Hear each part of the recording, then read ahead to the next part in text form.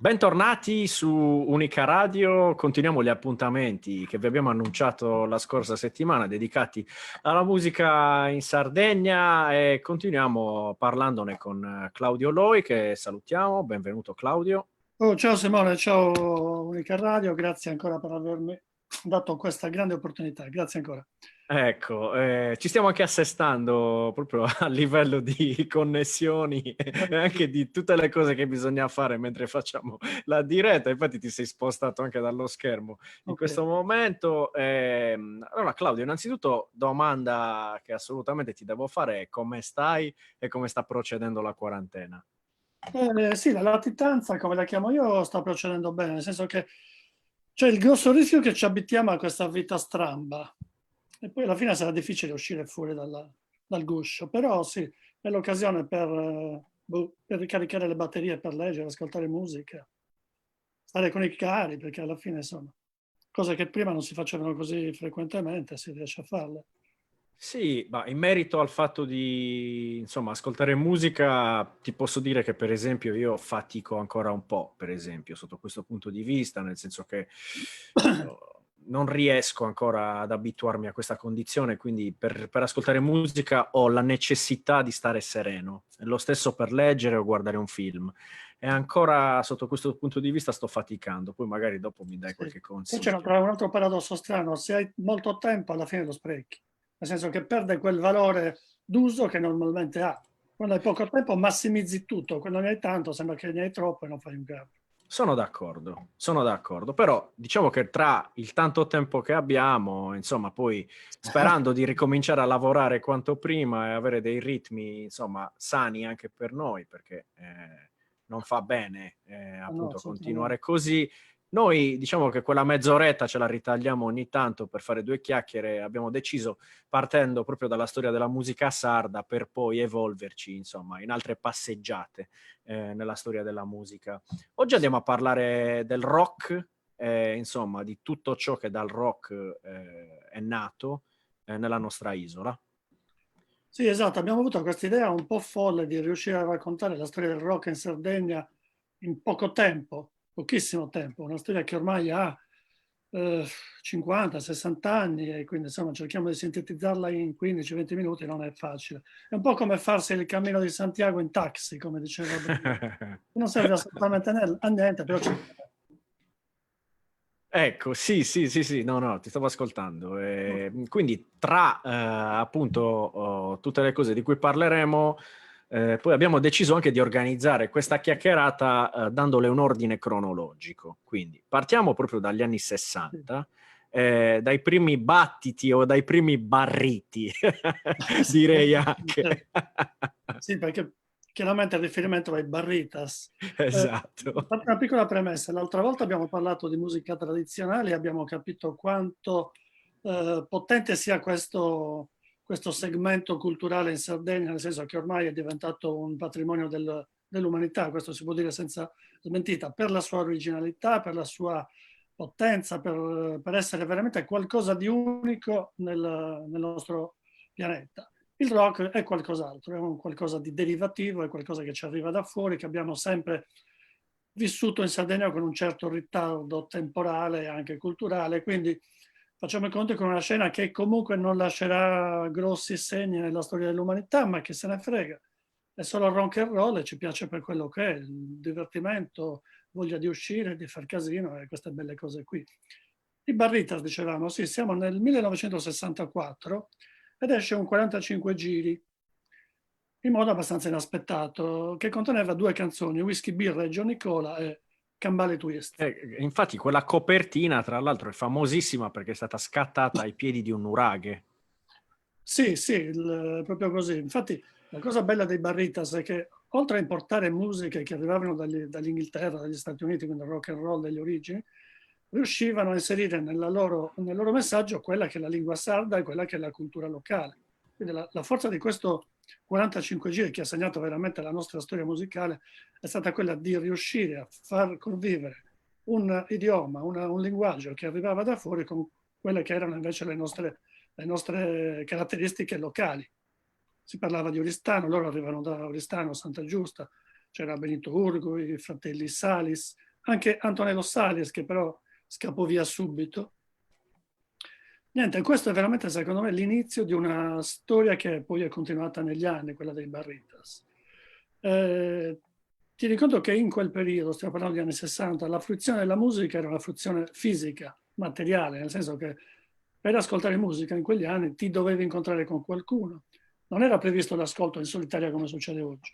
Questo faceva sì che la musica è sempre stata, almeno fino agli anni 80, 80-90, qualcosa di collettivo, un rito collettivo che univa generazioni.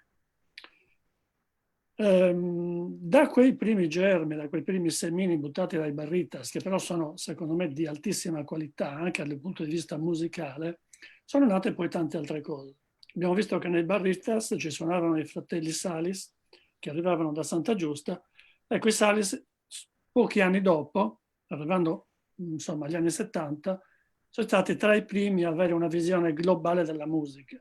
Ma ti posso dire che io, per esempio, per caso, una decina d'anni fa, veramente per caso, perché stavo cercando in realtà dei video di improvvisazione di Antonello Salis, mi sono imbattuto nell'album su YouTube seduto all'alba a guardare, dei Salis and Salis, e ho avuto una vera folgorazione, quindi... Quello è un disco che veramente è una pietra miliare della nostra musica, nel senso un disco fatto bene, suonato da musicisti competenti, capaci, cantato in italiano, testi scritti abbastanza accuratamente, insomma un disco che chi segue il prog italiano degli anni 70 mette sempre tra i primi, il che non è poco vista la qualità che il prog in Italia aveva in quegli anni. Sono dischi molto belli quelli di Salis, sia quello seduto all'alba a guardare, sia il successivo che si chiamava Dopo il buio la luce, arrivato qualche anno dopo. Scusa se ti interrompo, ma in Salis addio, addio, cioè questo addio, questo dover abbandonare l'isola anche per andare a cercare fortuna a livello musicale è molto significativo perché diciamo possiamo dire anche che diventa quasi l'apertura poi verso insomma la traversata del Mediterraneo. Sì, è la consapevolezza che l'isola spesso ci costringe Mm. a vivere in un mondo che non ci basta più, che ci sta un po' stretto. E Salis questa cosa l'hanno capita utilizzando un linguaggio musicale che non era quello locale, perché loro si rifacevano proprio al prog, al miglior prog italiano, quello che faceva Alan Sorrenti all'inizio, il Banco, tutti questi grandi gruppi. Ma non solo, ma si rifacevano soprattutto nella scena inglese che in quel periodo era al massimo delle sue potenzialità. Quindi l'isola vista sì come un punto di riferimento, qualcosa che ti lega, ma anche qualcosa che ti lega nel senso negativo del termine, sicuramente. Sì, poi scrivendo un libro insieme abbiamo avuto modo di intervistare tanti di quei musicisti e di analizzare proprio il rapporto tra musica e insularità e ci siamo resi conto, insomma, di quelli che sono i pro e quelli che sono i contro. Insomma, non solo contro nell'essere isolani, ci sono tanti pro, però tanti prog. Va bene, ti lascio continuare a parlare, Claudio. No, Quindi, niente, stavo dicendo che i Salis sì. comunque sono la prima struttura veramente organizzata della musica in Sardegna, nel senso che loro erano bravi musicisti, ottimi compositori, riuscivano anche a farsi pubblicare i dischi da etichette fuori dalla Sardegna, cosa non facile perché stiamo parlando degli anni 70 in cui pubblicare un disco era veramente qualcosa di eccezionale, nel senso di difficile, ci doveva essere qualcuno che credeva in te, che pagava le spese, che lo pubblicava e così via. Oggi queste sembrano cose superate perché sai, fare un disco oggi è tutto molto più facile, allora non era sicuramente così. Da questi primi passi poi si va un po' più avanti. Negli anni 70 c'è una moltitudine di band, di complessini, come si chiamavano loro, che suonavano tantissimo, soprattutto a feste in piazza, soprattutto in occasioni collettive, come in queste situazioni qua. In Sardegna è sempre mancata la possibilità di avere degli spazi dedicati alla musica, degli spazi importanti come magari potevano avere i ragazzi di Londra. Questo ha fatto sì che certe realtà nascessero e si sono sciolte in pochissimo tempo e così via. Niente, quindi complessini, club, riunioni quasi in sotterranea, senza grandi autorizzazioni. In realtà non è mai successo niente, tutto è funzionato benissimo. Però da lì comincia a nascere anche una coscienza musicale un po' più forte. E arriviamo un po' alla fine degli anni 70, quando esce un disco di Piero Marras. Piero Marras era all'inizio della sua carriera e pubblica un disco che si chiama Fuori Campo. Fu pubblicato dalla EMI, quindi una delle maggiori etichette discografiche nazionali, nel 1977. Fu un vero colpo di fulmine, perché quel disco, per chi se lo ricorda, per chi l'ha ascoltato in quegli anni, ma anche dopo, è veramente un disco di grandissimo spessore. Un disco che può stare allo stesso livello di certi lavori di De Gregori, di André, di Guccini, nel senso la miglior canzone d'autore italiana. C'erano alcune canzoni indimenticabili, c'era sempre comunque un riferimento alla Sardegna. Già in copertina lui si fa fotografare con un grande muraglione nuragico alle spalle, però il cantato è in italiano e quindi lui in quel momento si inseriva felicemente e perfettamente in quella che era la scena del cantautorato italiano. Sì, quindi diciamo che poi è stato anche lui a suo modo diciamo, un innovatore nella nostra isola, cioè ha portato anche quel tipo di cantautorato e ha insomma dato la spinta a tanti altri che hanno finalmente iniziato a crederci, perché non è neanche semplice crederci ed c'è bisogno di avere dei punti di riferimento, quindi Piero Marras è senza dubbio tra i punti di riferimento più Una cosa importanti. importante da sottolineare nella carriera di Piero Marras è che lui, dopo questo grande successo nazionale, perché il disco vendette molto anche a livello nazionale, fece un altro disco in italiano e poi decise di cambiare completamente strada, passando a quella che era la sua lingua. Da quel momento in poi i dischi di Piero Marras sono quasi tutti in lingua sarda. Dischi come Abbardente, Tumbu, rivendicano quella che era proprio l'appartenenza alla sua terra. Quindi Piero Marras ha avuto il coraggio, nel momento della sua massima popolarità, di cambiare strada e di cercare una via che era una via diversa, alternativa, forse meno ecumenica, meno esportabile, ma che forse gli ha dato più soddisfazione perché comunque la sua carriera è continuata e continua fino ai giorni nostri con quel tipo di proposta. Sì, assolutamente. Andiamo invece, facciamo un salto negli anni '80, che tra l'altro è insomma una decade alla quale sono particolarmente affezionato perché ho iniziato a esistere anche io. Sì, ma poi sai, gli anni '80 ormai sono qualcosa che hanno segnato tutti quanti noi. Devo Sì. dire che quello che è venuto fuori in quegli anni è indimenticabile, quasi irriproducibile e anche inspiegabile da certi punti di vista. È successo qualcosa di inaspettato. Innanzitutto è successo che alla fine degli anni '70 il punk, Sex Pistols, Clash, queste band fortissime inglesi hanno spazzato via una specie di scena che si stava incancrenendo, una sorta di elenfantesi che stava diventando veramente fastidiosa. Non so se vi ricordate, batterie con 50 tamburi, muri di tastiere, chitarre a 5 marce, insomma una cosa che stava diventando veramente antipatica. È arrivato il punk e ha spazzato via tutto, è stato il punto zero di una ripartenza totale, assoluta. Da lì si è ricominciato a fare musica con intelligenza anche, non solo con la veemenza che il rock and roll richiede, quindi con quella carica elettrica esplosiva che il rock ha di sua natura, ma anche guardandosi intorno, andando a dialogare con altri mondi, come poteva essere il jazz in certi casi, la musica contemporanea. È venuta fuori una scena, quella della New Wave, noi la chiamiamo qui, in realtà negli Stati Uniti e in Inghilterra la chiamano post-punk, proprio per dargli questa connotazione temporale e culturale. E lì sono successe cose bellissime, anche in Sardegna. In Sardegna c'è stata un'esplosione di gruppi, di festival, di scene, di concerti, di musicisti, che ancora oggi qualcuno è ancora tra di noi che suona, altri hanno smesso ma continuano ad essere appassionati. Quella scena ha comunque segnato moltissimo la nostra generazione. Ti dico un nome, Joe Perrino. Dai, partiamo da lui. Partiamo da Joe, Nicola Macciò, si chiama Joe Perrino. Che salutiamo, eh? Salutiamo. Tanto c'è una bellissima aneddoto che lo riguarda. Lui si faceva chiamare Joe Perrino. Chiaramente quando lo cercavano anche al telefono chiedevano sempre pronto famiglia Perrino e il padre incazzato a dire ma ragazzo Perrino qui è Macciò. Vabbè, Joe comunque Traduci per chi no, non no, capisce il cercavano sardo. Joe Perrino pensando che quello fosse il suo vero cognome, in realtà il padre quando rispondeva si arrabbiava un pochino perché diceva che non c'è nessun Perrino qui. Vabbè, dai, l'hai ripulita tantissimo, però credo che comunque si capisse abbastanza bene.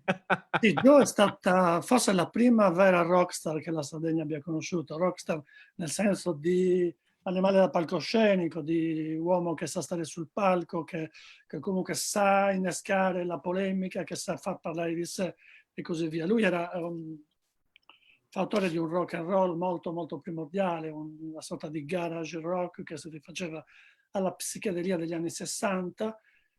Ebbe un notevole successo anche a livello nazionale, infatti il suo disco fu pubblicato dalla Ira di Firenze, che era un'etichetta un po' più in vista in quel periodo.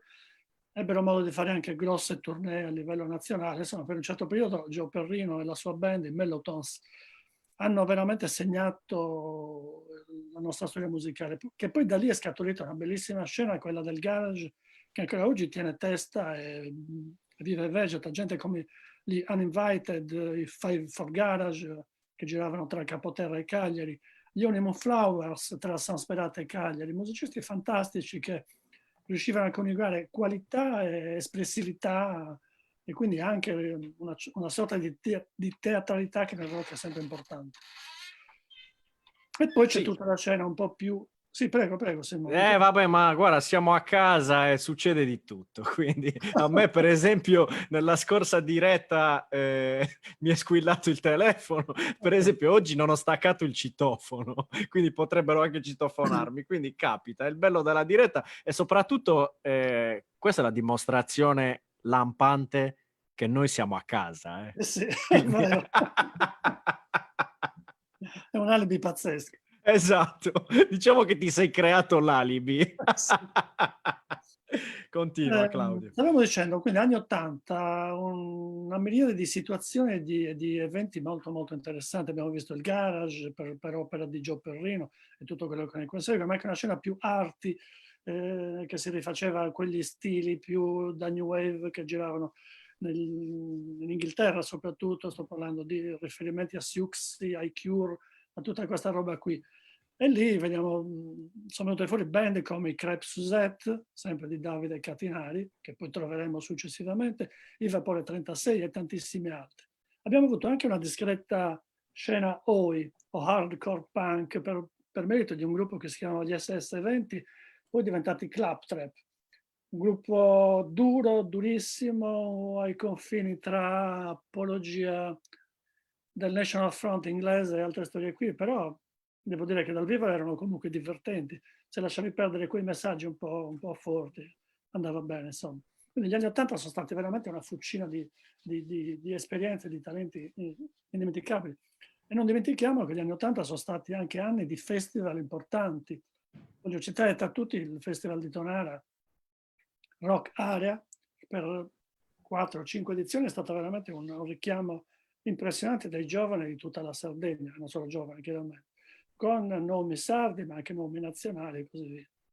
Lì c'era di mezzo anche Francesco Abate, che in questi anni era comunque un agitatore culturale che conosceva e conosciuto bene tutta questa scena qui. Salutiamo anche Francesco. Oh, Frank, Flisco, come si fa chiamare. Sì, e quindi stiamo per arrivare agli anni 90. Stiamo per arrivare agli anni 90. Ci tengo a premettere che se ci dimentichiamo qualcosa, se facciamo qualche errore, perdonatecelo. La nostra volontà è quella di riuscire a fare un piccolo bignami e riassumere in pochi minuti insomma degli argomenti che hanno sicuramente la necessità di più tempo per venire approfonditi, ma non abbiamo la pretesa di farci, insomma, portatori, insomma, della verità assoluta, ma stiamo semplicemente provando a raccontare un po' quello che è stato il rock a partire dalle origini fino ai giorni nostri nell'isola, il rock e le sue derivazioni, perché insomma, poi... Noi stiamo usando qui il rock nella sua accezione più ampia, più anche banale, se vuoi, nel senso che poi in realtà il termine rock vuol dire tutto e niente, vuol dire 1000 altre cose, vuol dire il folk, vuol dire il pop, vuol dire il rap e così via. Quindi stiamo anche semplificando in modo un po' assoluto, ma vabbè, voglio dire, raccontare 60 anni in 15 minuti vuol dire questo, insomma, fare un lavoro di sintesi estrema dove qualcosa c'è, qualcosa rimane fuori, ma è per forza così. Esatto, ma poi, cioè, se volete degli approfondimenti, magari vi scriviamo un libro. Che dici, Claudio? Ne hai voglia? Diciamo che i titoli dei capitoli ci sono già. Sì, che poi possiamo dirlo, ma insomma c'è l'idea comunque di continuare con un altro bel Sì, sì. lavoro e Cambiamento. siamo all'opera per un'altra cosa, speriamo bella, che potremo poi presentare quando finirà tutto questo pandemonio. No, adesso possiamo usare la parola pandemonio, giusto? Si può dire? Sì, certo che si può dire. Beh, è il periodo più adatto. Comunque, meglio riderci su, insomma, vogliamo anche un po' sdrammatizzare. Ecco, andiamo negli anni '90. Gli anni '80 lentamente si avviano al termine. Abbiamo prima citato due nomi, uno è quello dei Crêpes Suzette, che erano la prima band di Davide Catinari, che poi si sciolgono e diventano i Dorian Gray. Dorian Gray, che sono una band che ancora oggi è qui insieme a noi, che lotta insieme a noi, produce bellissimi lavori e che ha segnato un po' tutti gli anni '90. Salutiamo il nostro amico Davide, tra Speriamo l'altro, Davide, speriamo è che ci importante. ascolti e così via. Sì, Davide mette su il Dorian Gray quando si rende conto che ha bisogno di una creatura musicale che un po' a seconda di quelle che sono le sue grandi passioni musicali. Lui è appassionato di spleen, di letteratura francese, di decadentismo, è sempre stato un po' dandy, Davide, nel senso più bello del termine, dandy nel senso di una persona che sa stare al mondo, ma che allo stesso tempo sa anche uscire dal mondo per guardarlo dall'esterno. Questa è la grande visione di Davide. Ma poi la cosa importante dei Dorian Gray è che oltre ad essere un gruppo musicale, sono stati anche dei grandi agitatori culturali. Grazie a Davide che noi abbiamo avuto dei concorsi in città fantastici dove per anni tutti i musicisti hanno avuto voglia di mettersi in prova, di mettersi a suonare e così via. Organizzazione di concerti, Davide con Vox Day da alcuni anni sta portando avanti un bel percorso culturale con i suoi Carel Expo, che tu conosci Sì, il bene. Carel Music Expo, che è diventato il festival delle culture resistenti, della musica anche, insomma, che non ritrovi negli altri festival, e con tante proposte, insomma, di grandissima qualità. Insomma, quindi tanto di cappello Dico, a queste questo. cose non nascono a caso, vengono proprio da quella grande esperienza che Vox Day si porta dietro dagli anni '80. Quindi il modo di organizzare un evento, conoscere i posti e i luoghi a cui riferirsi, organizzare le cose al momento giusto e al posto giusto. Dorian Gray quindi attraversano tutti gli anni '90, hanno fatto dei dischi secondo me molto interessanti, il più bello in assoluto è secondo me Matamoros, che si riferisce a una località sudamericana, un po' mistica, un po' no, perché un'altra delle passioni di Davide è un po' questa cosa del Sud America visto attraverso gli occhi allucinati di un mangiatore di funghi e così via. Qual è la tua canzone preferita dei Dorian Gray? Secondo me è Guerra, che è presente proprio in questo disco e che secondo me non ha nulla da invidiare alle cose migliori dei Litfiba o di altri gruppi di quel periodo. La mia preferita è Crisalide. Mi piace veramente tanto, devo dirti che non so perché, ma mi ha preso particolarmente, me la riascolto anche spesso. Sì, invitiamo anche gli ascoltatori, magari Sì, anche loro, tanto queste cose trovano affascinanti. In quello stesso allora, periodo, per Claudio è Guerra, per me è Crisalide, stavo solo ricordando. ok. Prego.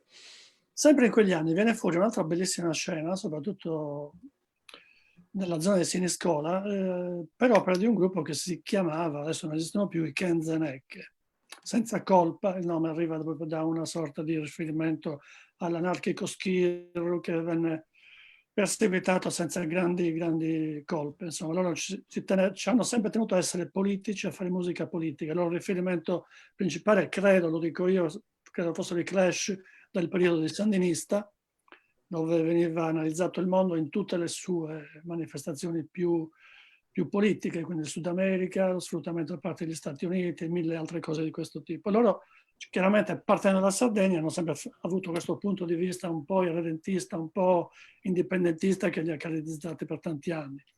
Un gruppo bellissimo da vedere dal vivo, pieno di energia, pieno di voglia di suonare, molto coinvolgente. Sono stati per anni i nostri Clash.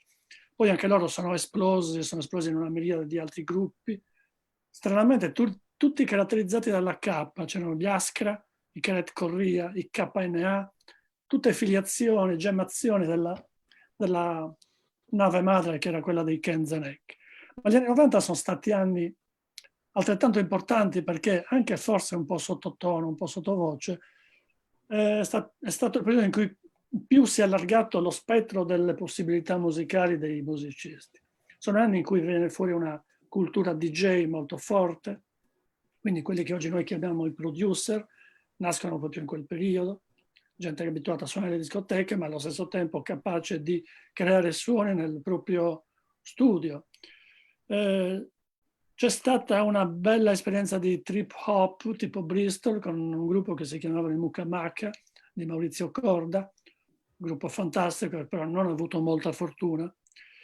Sono anche gli anni in cui nascono le prime band di rap, di hip hop, gruppi come Sarrazza di Iglesias o come i Valentia di Mogoro, arrivano proprio dagli anni 90, ancora oggi sono qui, ancora oggi suonano e hanno lasciato un grosso segno nella storia del rap, direi nazionale, perché Sarrazza veramente erano tra i più forti anche a livello nazionale. Sì, Uso, sì, sono uso, perfettamente d'accordo. uso della Ma, lingua ma sarda. anche i Balentia hanno fatto, insomma, tantissimi lavori molto importanti e soprattutto negli anni che vanno a cavallo tra la fine dei 2000 e alla fine, cioè tra il 2009 e 2013-14 hanno suonato anche in contesti importanti a livello internazionale. Quindi, cioè, è bene ricordarlo, siamo ancora indietro nel tempo adesso, però ho preso un po' la macchina del tempo e sono andato No, ma è avanti, giusto, perché però poi era importante. tutto ha senso se viene analizzato da un punto di vista storico, nel senso che nulla nasce oggi perché ieri non c'era nulla, no, è tutto figlio di qualcos'altro, questo è sempre bello ricordarsi. Sempre negli anni 90 abbiamo anche i primi vagiti di una scena elettronica che poi darà frutti eccezionali in futuro e che magari analizzeremo in una sede separata se ne abbiamo voglia. Sì. E sono gli anni in cui comincia a vedersi Balestrazzi in Sardegna, in cui ci sono i TH26 di Corrado Altieri, una scena che poi darà risultati eccellenti negli anni a seguire. Abbiamo anche, giusto per non farci mancare nulla, ma solamente citando le cose che mi hanno più colpito in quegli anni, le cose più eclatanti, anche una scena indie rock abbastanza interessante con gruppi come gli Antenna. Tra l'altro negli Antenna ci suonava il primo Guzzetti che poi ha fatto una carriera. Esatto, esatto. Sì. Oppure i Pneumatica, una bellissima band che ha inciso 2 dischi, tutti molto interessanti, ma anche loro per forza di cose poi hanno dovuto mollare. Ecco, gli anni 90 sono, secondo me, rispetto agli 80, che sono più scenografici, più spettacolari, più coinvolgenti, più adrenalina, ecco, gli anni 90 invece sono più profondi. Però hanno bisogno di un approccio più meditato, di avere voglia di conoscere, di essere curiosi, di studiare, di uscire dal proprio guscio e così via. Io li leggo in questi termini gli anni 90, ma non solo in Sardegna, credo in tutte le scene della musica rock internazionale. E Ecco, torniamo lentamente ai giorni nostri. esatto, arriviamo al 2000, al Millennium Bug. Cos'è successo da lì in poi?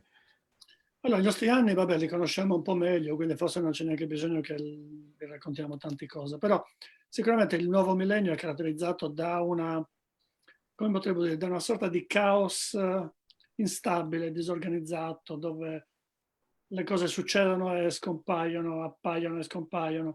Mille cose vengono fuori, mille cose vengono superate. C'è una velocità e un consumo decisamente più veloce rispetto al passato, però questo ci consente anche in questo caos di avere dei punti di riferimento. Sicuramente uno dei gruppi che ha caratterizzato gli anni zero è quello dei Sick Tikis, una band che Assolutamente. arriva dagli anni 90, che si chiamavano Cani da rapina e che negli anni zero hanno invece dato solidità alla loro creatura. È un gruppo che ha sempre avuto come riferimento l'immaginario cinematografico degli anni 60-70, quindi cinema italiano, colonne sonore, musiche da film e così via. Jimmy non ha mai fatto mistero di essere appassionato di quella roba lì, e ancora oggi le sue trasmissioni cinematiche e quant'altro sono lì a dimostrarlo. Assolutamente, ricordiamo che Cinematica è un programma che va in onda su Radio X,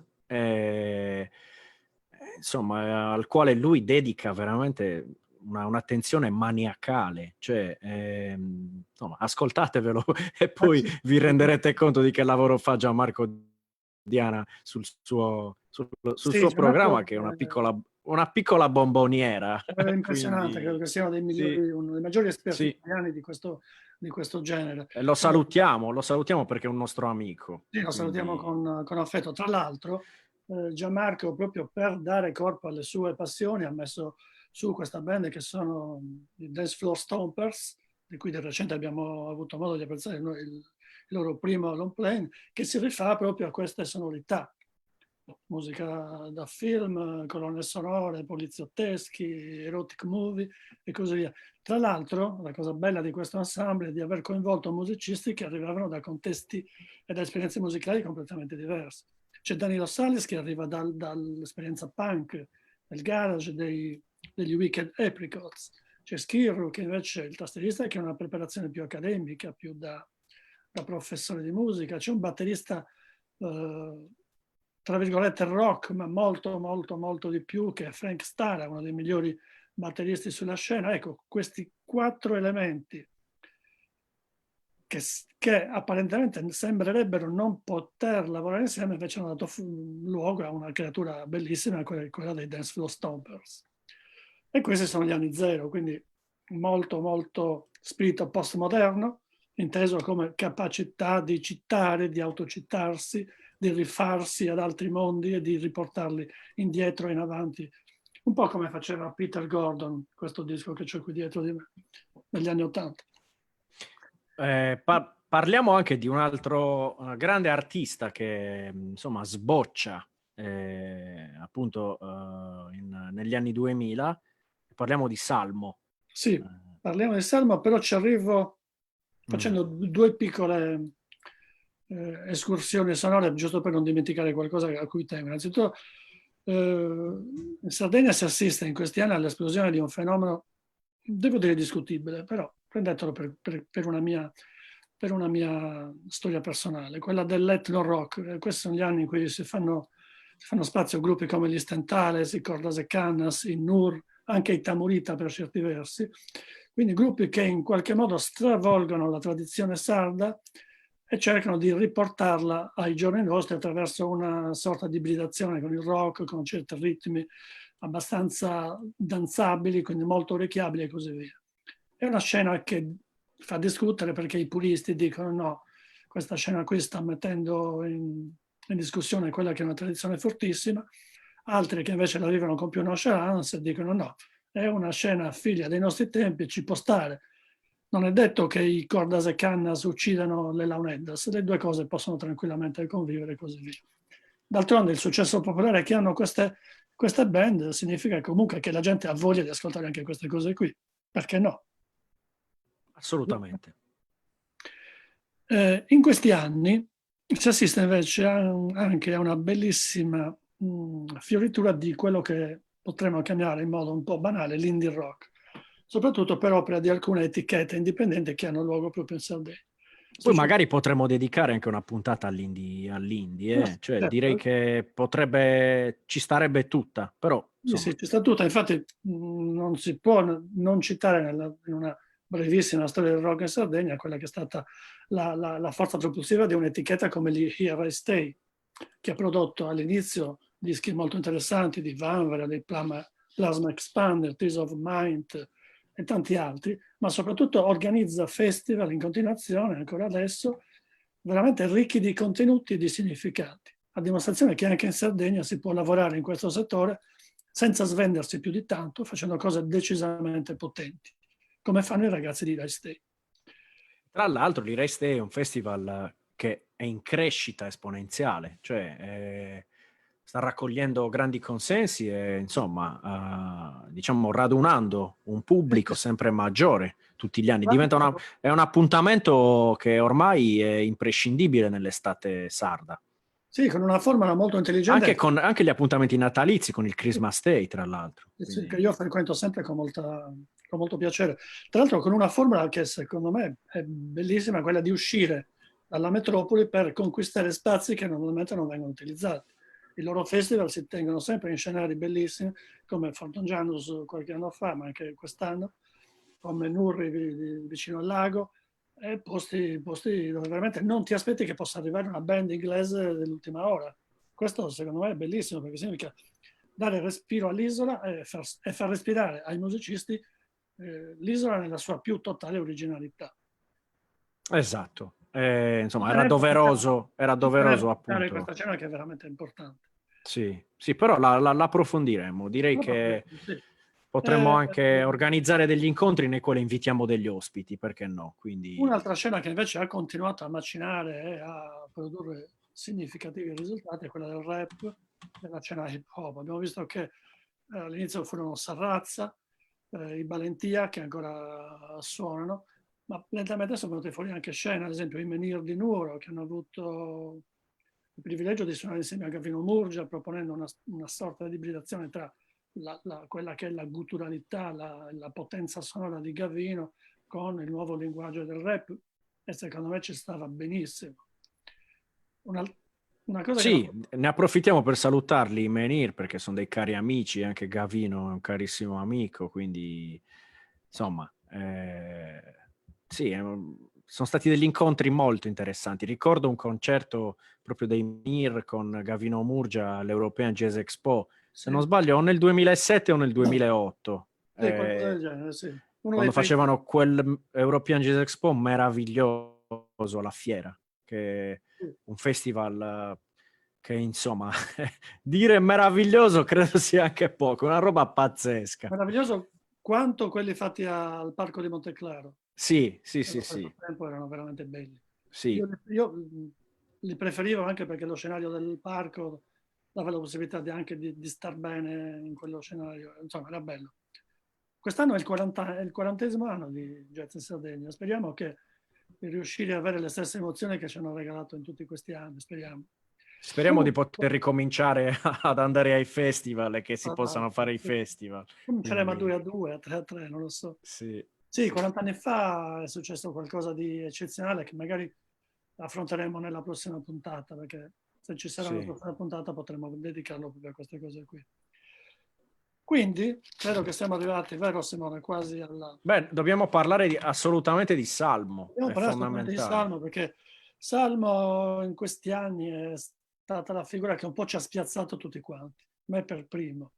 Ci ha spiazzato perché non pensavamo che fosse possibile arrivare a certi livelli partendo da Olbia, perché noi siamo abituati comunque a pensare al musicista isolano un po' sfigato, un po' legato ai confini dell'isola, quindi difficili, insomma, mille problemi che tutti sappiamo bene. Bene, Salmo niente, è riuscito a scavallare queste problematiche e a costruirsi una carriera fuori e dentro l'isola con la stessa potenza. Certo, lui ha deciso di andarsene a Milano, ha creato questo collettivo fantastico che è la Macette, che è una sorta di laboratorio, una fabbrica di talenti che lui gestisce a Milano, sempre però rimanendo legato a Olbia, alla sua terra, riuscendo comunque a non essere né milanese né sardo, ma tutte e due le cose allo stesso tempo.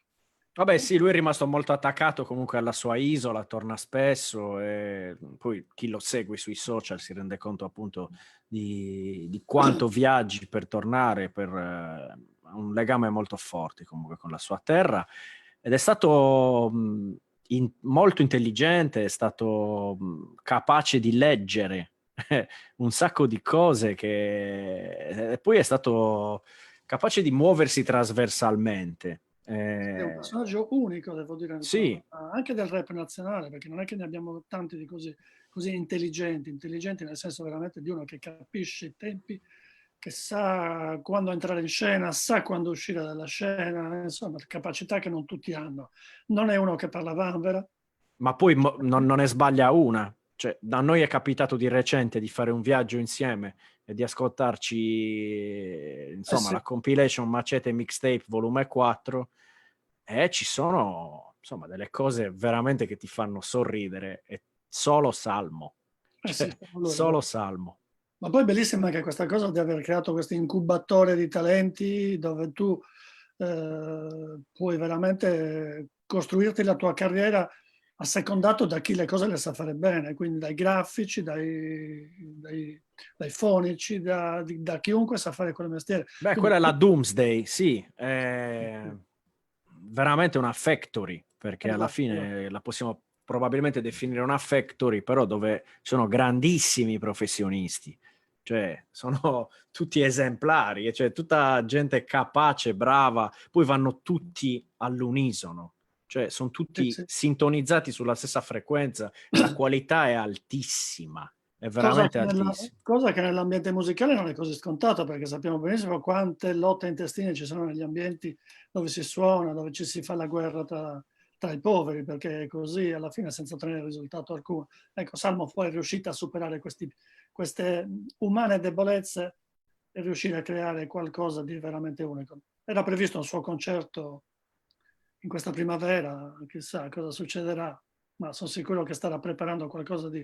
Beh, c'è anche un grande concerto a San Siro, Sì, che poi non so se lo farà, quando è previsto. speriamo, Sì. speriamo perché io dovrei andarci, quindi speriamo di poterlo recuperare. Però sai, io avevo preso anche i biglietti per vedere Paul McCartney il 10 giugno in Piazza del Plebiscito a Napoli, ma mi sa che anche quello, ahimè, parlando di eventi live, chissà se riusciremo a farlo, ma credo che lo recupereremo in Ma sì, sì. futuro.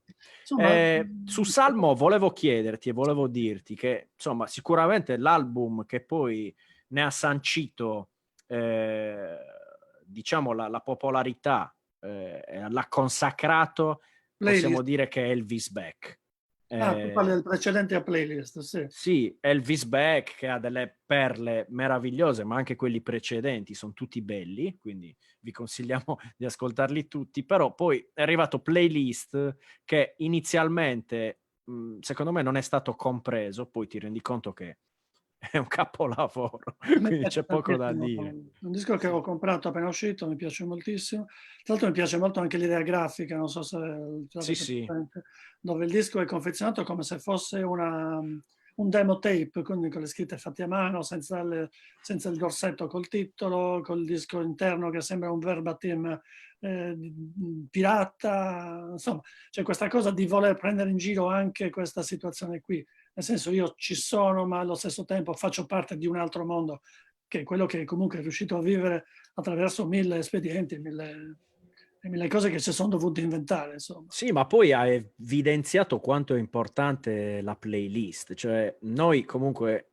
io per esempio sono cresciuto che mi facevo le cassettine, aspettando che alla radio dessero, ci fosse il momento giusto in cui passavano quella canzone, schiacciavo rec, me la beccavo magari iniziata da un po', però ci facevamo già le nostre, cioè arriva anche da un'idea precedente che in realtà ora poi soprattutto con Spotify è tornata prepotente, cioè la playlist, Sì, a me vengono passate le playlist, io ho mia cuginetta di 15 anni che mi manda le playlist fatte da lei, scopro tantissima musica ed è un po' come riavere quelle cassettine lì. Certo, ora la scelta è incredibile, anche la qualità dell'ascolto, però il concetto è quello. certo. E niente, quindi abbiamo fatto un viaggio velocissimo di 60 anni. È come quando ti cadi dal 50° piano di un grattacielo e ti scorre tutta la vita davanti. Per fortuna qui l'atterraggio è molto più soft. Vabbè. Va bene, Claudio, ti Sì. ringraziamo Mi per... spiace di aver magari saltato qualche personaggio a cui tenevo tanto, ma io direi anche come, segnalatecelo eventualmente come i nei Reapers, commenti. come i Ratapignata, come Alberto Sanna e mille. Flavio Secchi, che insomma, Daniela Pes, Chiara F, possiamo dire gli Ergot Project che hanno fatto veramente nella scena sassarese dei lavori molto interessanti. Ce ne sono veramente tanti, però ci scusiamo per chi abbiamo dimenticato, non è nostra volontà. Avremo modo di recuperare perché magari facciamo Ma anche un certo, secondo certo. appuntamento dedicato al rock e non solo, perché poi ho appena nominato dei cantautori, ma sul cantautorato poi ci torneremo. C'è la nostra amica Claudia Aru, cioè c'è una marea di roba che poi E possiamo adesso andare. in Africa, che E adesso salutiamo. in Africa, sì. Ciao Claudia. Ah, Quindi ciao. sono veramente tanti progetti, però avremo sicuramente modo di di andarli ad approfondire meglio, quindi perdonateci per tutte le eventuali dimenticanze. Grazie Claudio per averci dedicato un po' del tuo tempo, ti chiedo di restare in linea, noi intanto andiamo a salutare tutti quelli che sono stati con noi, ci vediamo al prossimo appuntamento per parlare di musica in Sardegna insieme a Claudio Loi qui su Unica Radio in questo periodo di quarantena in cui ci serve anche per vederci un po'. Io la barba lunga già ce l'ho, lui se la sta facendo crescere. Sì. Cercherò di tagliarmi i capelli la prossima volta. Ho visto un tutorial su YouTube dove spiegano come ci si può tagliare i capelli da soli. Se non mi storpio. Anch'io ne approfitto per salutare tutti gli amici che ci hanno seguito. E speriamo di non avervi annoiato e speriamo di ritrovarvi su questi schermi. Grazie a Simone. Ci vediamo alla prossima. Ciao, Ciao, ciao. ciao, ciao.